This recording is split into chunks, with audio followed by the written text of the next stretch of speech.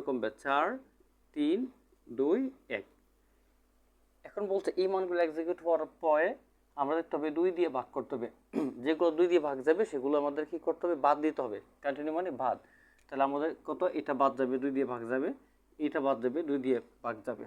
তো বাদ যদি হয় তাহলে আমরা থাকতেছে কি 5 3 আর 1। তাহলে আমাদের সূত্র হবে কি sub equal to subsection minus I. আচ্ছা, সাব ইকুয়াল টু 60, 60 থেকে যদি 5 চলে যায় কত থাকবে 55। আবার আমরা লিখলাম sub equal sub minus I. পরে আমাদের বাদ যাবে কি 3 বাদ দিতে হবে। তাহলে 55 থেকে যদি আমরা 3 বাদ দিই কত থাকতেছে 52। আচ্ছা, আবার আমরা কি করব, আবার আমরা লিখব sub equal sub minus I. ঠিক আছে, তাহলে 52 মাইনাস 1 সমান সমান 51। কত পেলাম 51। এই হলো আমাদের কি এই জটিল প্রশ্নের সহজ সমাধান।